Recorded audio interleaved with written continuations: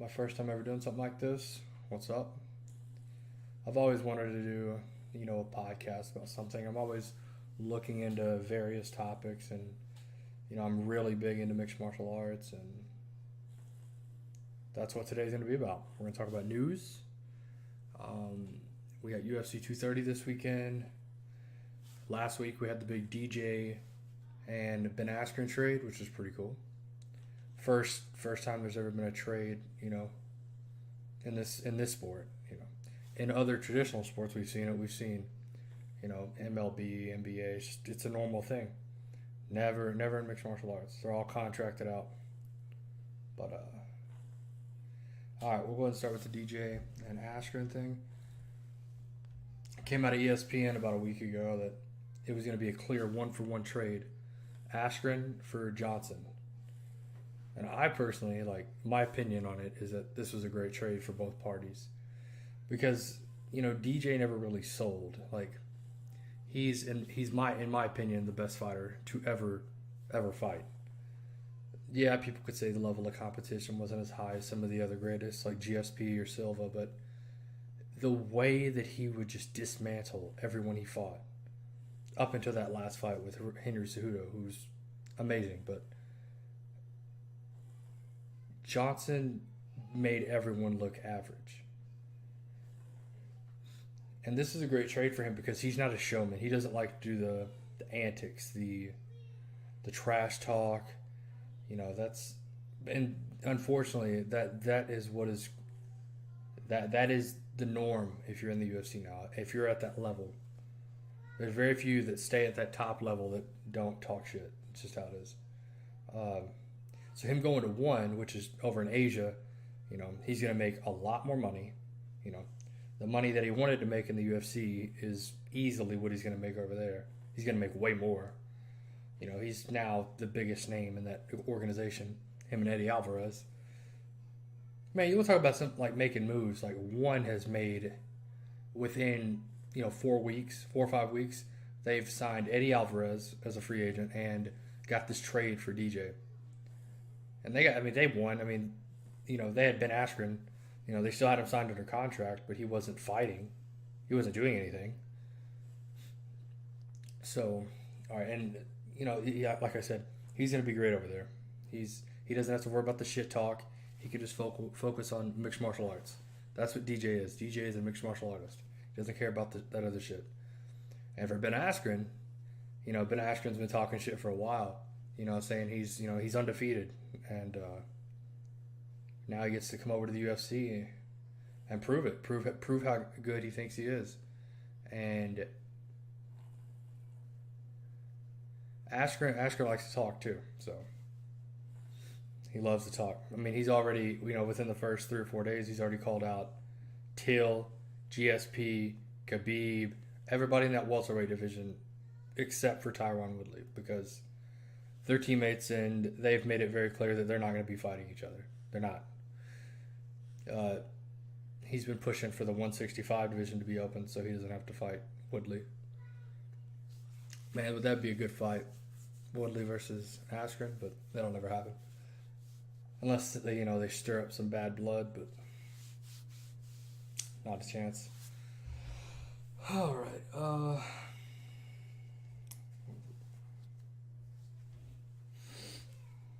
Yeah, let's talk about the significance of this trade. I think this opens up a lot of doorways because even though they traded contract for contract. Now, I think that they're both going to have to get new deals, obviously, because you can't, I think they traded fighters, but then they knew that they were going to be getting new contracts because Askren's going to want more money, and so is DJ. Plus, Askren's only got 2 fights left on his contract, and they're gonna want to make that a longevity kind of thing.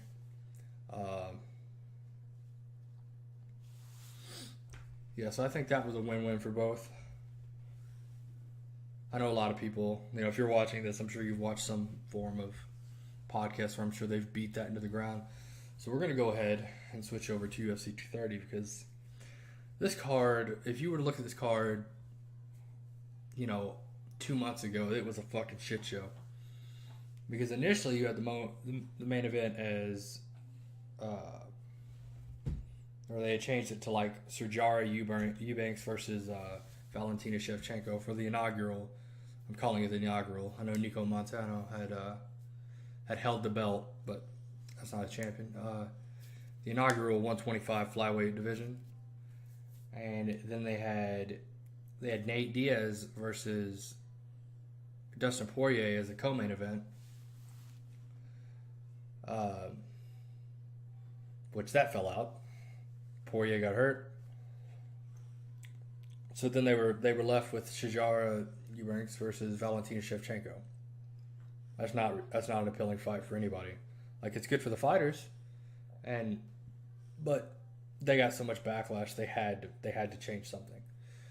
So, UFC 229, Lewis versus Alexander Volkov.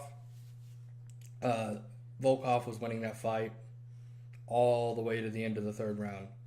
Dropped his hands, got caught by Lewis, who's got ridiculous, scary knockout power, and he finished him with 10 seconds on the clock. And the post-fight interview is what got him a lot of steam. With he did that interview with Joe Rogan, took his shorts off, told everybody his balls were sweaty, and then the opportunity got offered for him versus Cormier. And Lewis was having a lot of back pain. A lot of people really doubted this. He was complaining about his back after the fight. But, he got cleared by a couple different doctors, and he had to wait on another one. But it looks like it's good to go. Now, Cormier versus Lewis, that's a fight. But I guess we'll start from the bottom and work up. Just notable fights on the card.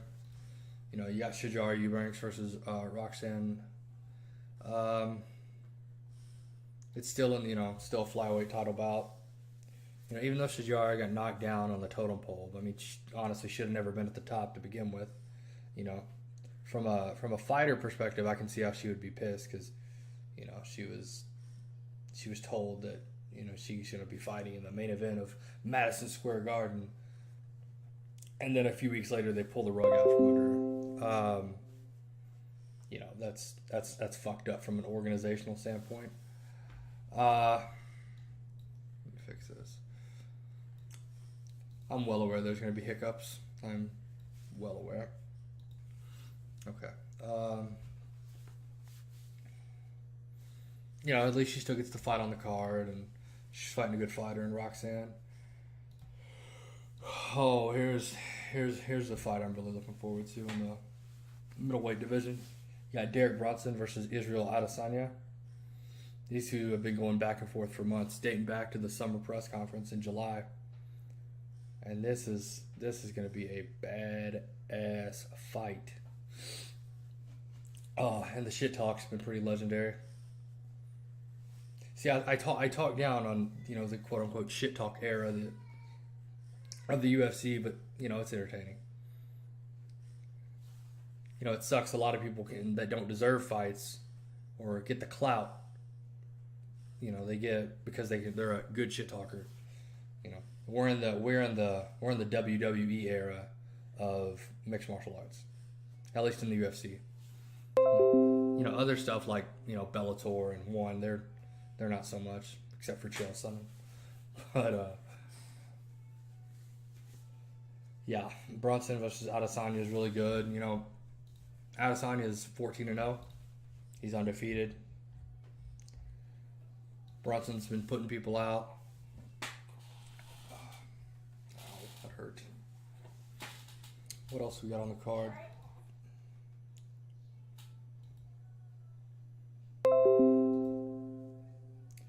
We got Chris Weidman versus Jacare Souza. This originally was supposed to be Chris Weidman versus Luke Rockhold, which I was looking forward to the rematch because the first one was really, really good last time. But, this is a good fight, too. Weidman versus Souza.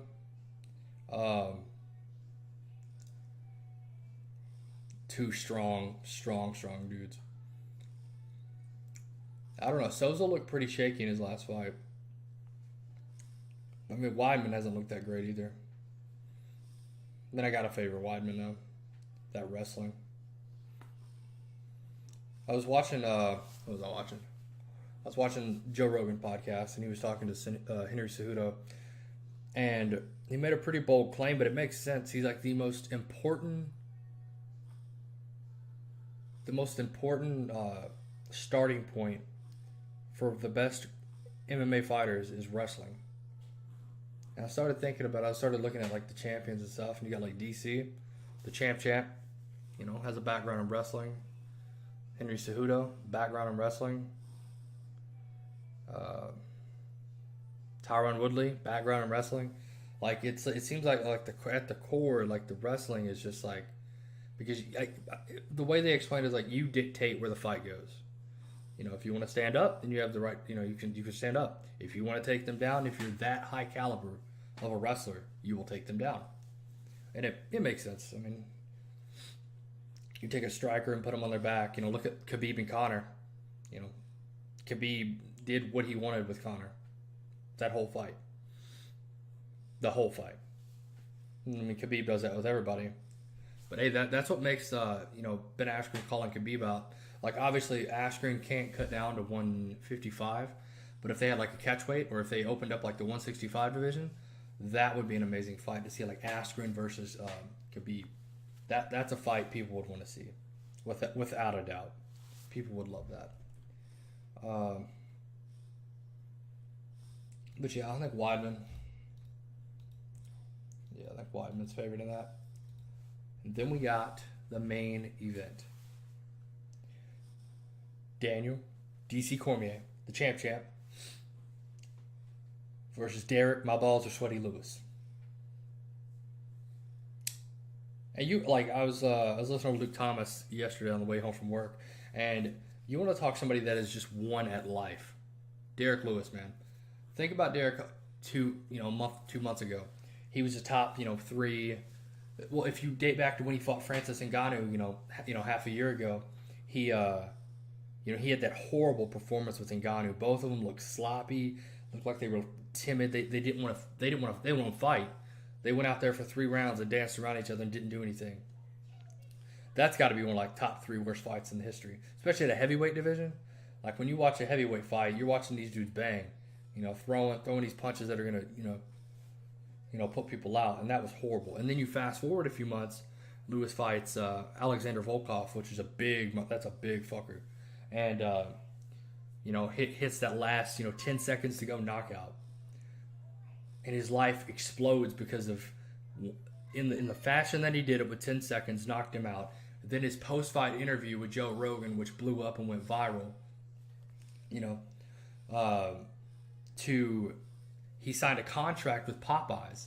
So I think it's in Texas somewhere, but on this fight weekend from like 2 to 4 at a Popeyes down there, it's free food. Like it's free everywhere. And he personally signed a contract with Derek Lewis personally signed a contract with Popeyes that he gets free Popeyes for life. And Luke did an interview with Derek and talked about just like what his aspirations are, and it seems like he doesn't really care about he doesn't care about being a champion or this. It seems like he cares about just being a family man and like doing what he can to provide for his family. So his goals and aspirations aren't to be a champion. He doesn't care about he even said flat out he doesn't care about fighting. He said at the end of the day, this is a paycheck, and I'm here to provide for my family. So for as much steam as he's getting, like he's like an anomaly, because usually people who get steam like that, I think it's because like how genuine he is. He's genuine. He's real. He's a funny dude. He's a funny dude on accident. But from like from like an analytical like style on this fight, DC versus Lewis. I mean, you can say Lewis has got the chance to knock out DC. I mean, at heavyweight, you're playing at least for the first 5 minutes. You're rolling dice with some of these, heavyweights. You get hit, you're going out. But DC is so good. Like, like anybody that is a real actual MMA fan who actually respects, mixed martial arts will appreciate DC. I got a lot of people saying, oh my God, he just hugs him to the ground and it's the most boring fight. Like the last fight, DC fucking KO'd. Like if you look at DC's fights, like, yes, he lost to John. The second one, when he lost to John, was ruled a no contest. But before that, if you look at his fights, he knocked out Stipe. He had a 5-round grueling fight with Alexander Gustafsson, which was a fucking barn burner. That wasn't boring. And then you got both of the Rumble fights. Oh, and you got Volkan Oezdemir. All those, like Volkan, he finished TKO. Both of the Rumble fights, rear naked choke. And the Gustafsson fight, fucking barn burner for 5 rounds. So this whole, like, this weird stigma that I hear that he just grabs people and doesn't let them go, and there's nothing wrong with that. This is mixed martial arts. I know that was a rant, but I hear that way too much. But yeah, from like Cormier versus Lewis, this should go. This is pretty favored for Cormier, I would say. One, Lewis just came off of a fight. He's already said that he doesn't prepare very well for fights. He just kind of, he's a heavyweight. He has to cut to 265. Or I think he weighs in at like 270, and he just cut a few pounds. But, he only has to cut a little bit of weight. So he said his preparation for fights isn't really, at the level that you would put like a champion at. Stylistically, he's got the puncher's chance, just like any heavyweight. But DC should be able to just pick him apart pretty easy.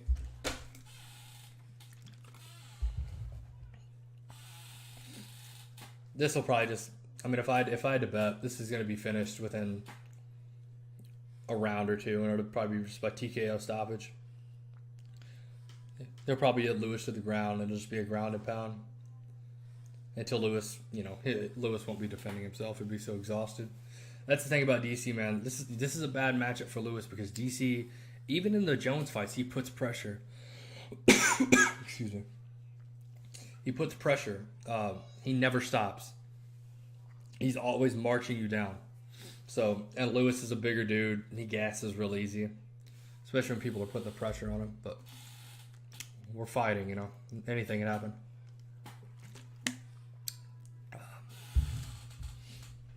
Oh, what else did I want to talk about? It's probably going to be a shorter episode for my first one. But,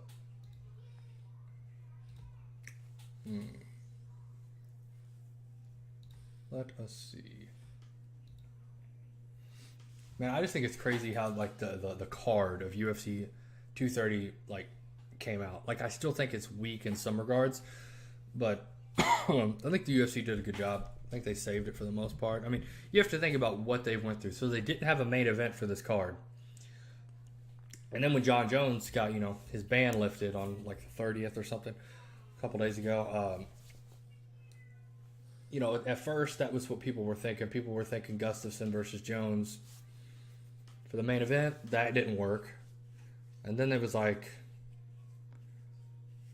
and then, they had, the Eubanks and Valentina Shevchenko fight, I'm glad that shit got scrapped. I love watching Valentina fight, but Eubanks hasn't proved herself enough to warrant a title shot, in my opinion. But, and then they had, everybody was fucking hyped because you had Nate Diaz versus Dustin Poirier, 2 guys that will go in there and scrap, and everybody was excited for it. I was surprised, that was the biggest smack in the face, in my opinion. Is whenever they had the Eubanks-Shevchenko fight, they still had the Poirier-Diaz fight on the co-main event. That's a smack in the face. Like, to say that, Shevchenko and Eubanks was for a title, so it has to be the main event. That's not true.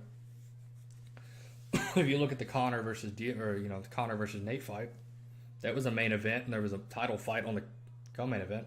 Woodley fought. But, yeah, that's a smack in the face to those 2 veterans, but it's neither here or there. Yeah, then you had the Diaz and Poirier fight got scrapped. So they had a shitty main event, and their fight that everyone was looking for just got scrapped because when Poirier got hurt, Diaz, he didn't want to fight nobody else. We know how Diaz is. He's a little whiny cunt. When he doesn't get his way. I don't know. I have the unpopular opinion. I think Diaz is amazing, and I think he's a pretty good draw. I don't think he's as big of a draw as he thinks he is. He might be, but I just don't think he is. So yeah, I think all things considered, they then they had the Weidman Rockhold fight, right? Everybody was excited for that rematch, and then Rockhold got hurt, so then they had to put in Souza for Rockhold. So, and then this DC Lewis thing fought. It was funny because back in the summer press conference back in July,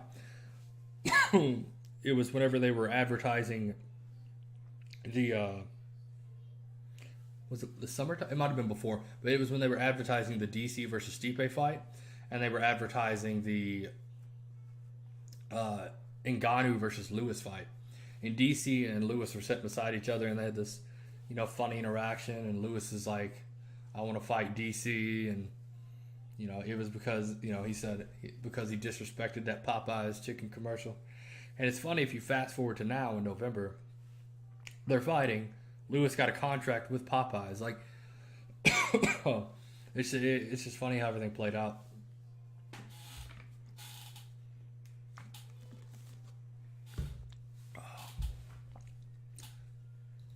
But I think that's all I really want to cover. I know I didn't go into depth with a lot of this, but I'm pretty nervous. I've never done a podcast. I've performed all my life, and I've never had a problem with talking, but this is a little different. I've never really, I've been fascinated with mixed martial arts for years and years and years, and I've talked about it with friends and stuff. But I've always wanted to sit down and just be able to talk to people about it. And this isn't just going to be like a mixed martial arts podcast. I'm really big into other things too. That various topics I want to talk about. I'm really big into science and the way that the universe works, and it's just stuff that really interests me. So I'll do this, I think I'm going to do it once a week. Maybe I'll do it, more. I'm definitely going to have guests. I've already got friends saying they want to come on and talk with me about these things. So, I'm pretty excited. I hope you guys enjoyed this. Leave a like, comment, tell me what you want to see. I'm extremely okay with taking constructive criticism. If you see something I'm doing wrong, I have no problem taking criticism. But yeah. Leave a like, comment, subscribe, and we'll see you guys next time. And the black and eyes make my way into your mind, just to know what you knew. Restless